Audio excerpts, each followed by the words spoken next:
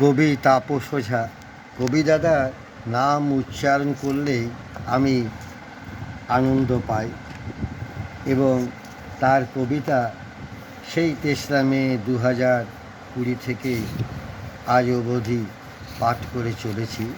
তার অনেক কবিতার ভিডিও দিয়েছি আমার সে আনন্দকে আপনাদের মধ্যে সঞ্চার করার জন্যে। আজ আমি পাঠ করব কবি দাদার কবিতা আপনাদের জন্যে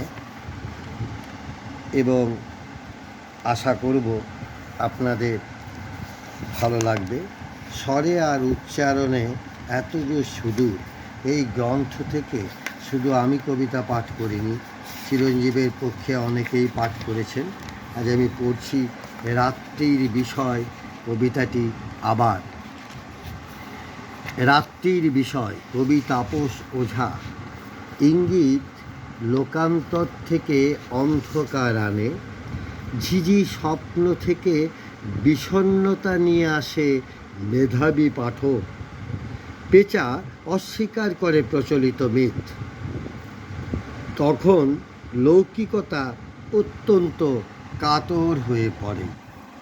রাত্রির বাঘ রাত্রির বর্তমানকে অনুসরণ করে, অধ্যয়ন করে গোপন টিকা ও টিপ্পনী। যোগ্য শিষ্য পেল না বলে কাঁদে নিঃসঙ্গ তস্কর। যোগ্য শিষ্য পেল না বলে কাঁদে নিঃসঙ্গ তস্কর। রাত্রি তার বিষয় খুঁজে পায় একটি বৃক্ষের নিচে।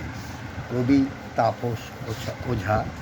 আবারও সুচরিত, এই গ্রন্থ থেকে আবার পাঠ করব কবিতা আবার সুচরিত। এক,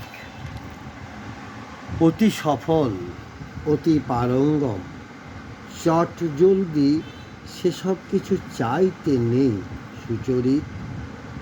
সঙ্গে হাতছানি দিলেই আলো জ্বালিয়ে কাছে ডাকে।